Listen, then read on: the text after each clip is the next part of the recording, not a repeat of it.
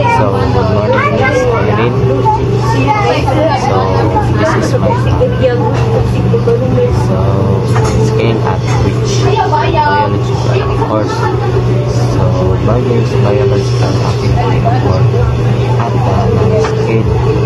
Main aim, the genetic material of the cell is about 2 nanometers in diameter. Hemoglobin is responsible for oxygen transport as a diameter of 5.5 nanometers. Modern research focuses on nanoscale procedures for more precise and customized treatments with minimal adverse effects. So, an example is the bioparkour is a cost-effective method for identifying specific disease or understanding blood samples.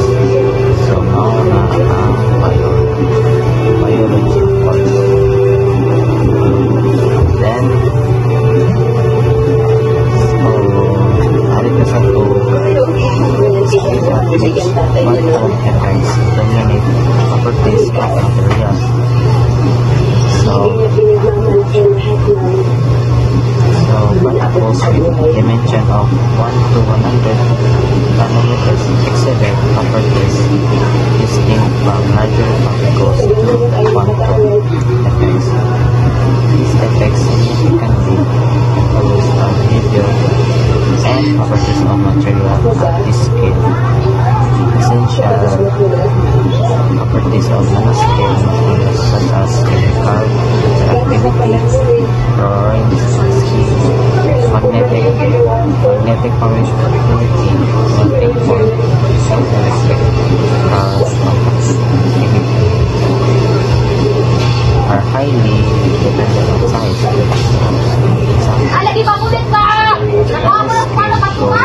Which can appear red or purple and used in precise imaging and interpreting cases of tumor.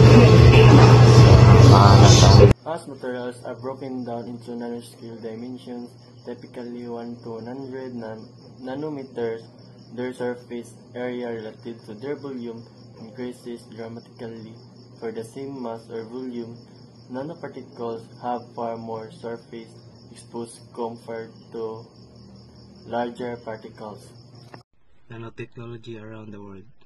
Nanotechnology is the study and use of very tiny materials, so small they can't be seen with the naked eye. Many countries are spending money to study and develop nanotechnology because it can improve many things in life, like medicine, energy, and the environment. United States. The US started the National Nanotechnology Initiative, or NNI, in 2001. It is one of the biggest programs in the world and gets billions of dollars in funding to study and develop nanotechnology. Europe. The European Commission began the European Nanotechnologics Initiative in 2008 to support research and teamwork among European countries. Asia. Countries like Japan, China, India, South Korea, Thailand, Malaysia, and Taiwan also have their own nanotechnology programs.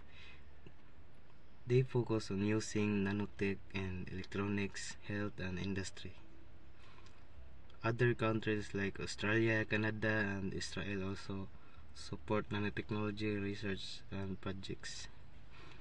Nanotechnology is in the Philippines. The Philippines also studies nanotechnology because it can help improve many areas of life.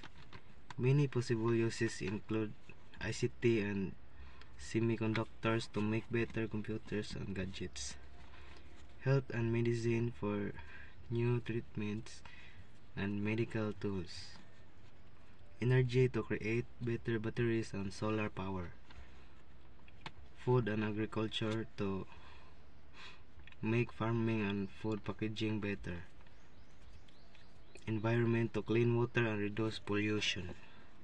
Nanotechnology. Nanotechnology has a various application in different sectors of society and environment.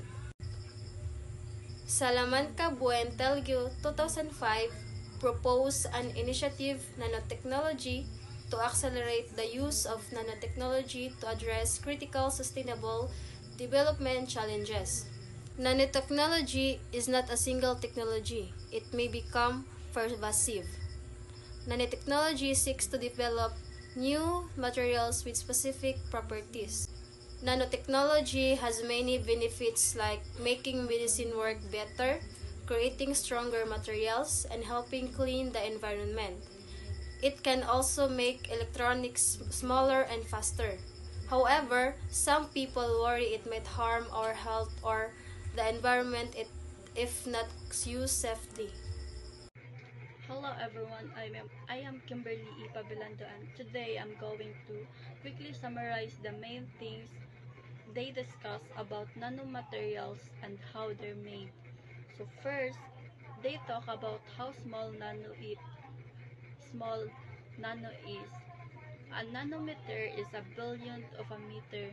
That tiny size is what makes this material so special. Next, we learned that we can see nanomaterials with regular microscope.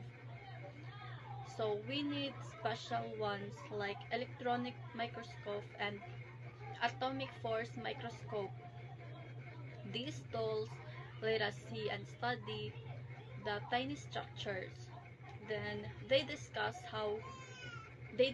about how we actually make things with nanomaterials. There are two main ways.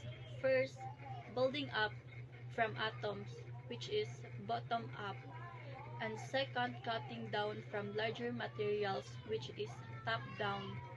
We also touch of some specific techniques used in nanomanufacturing like deep pin, lithography, and chemical vapor deposition. These are different ways of controlling how nanomaterials are made. And then also, they talk about how nanomaterials can change the world. They can make products stronger, lighter, and more efficient.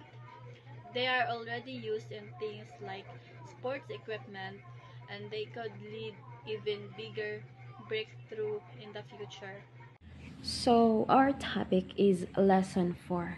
So, I would like to summarize overall of our topic. So, nanotechnology is the science of working with very tiny materials to create stronger and smarter and more useful product. It helps improve health, energy, food, and also the environment. Many countries support its research because it can solve real world problems. However, it should be used carefully to avoid possible risk. Overall, nanotechnology is a powerful tool that can make us better life and more advanced.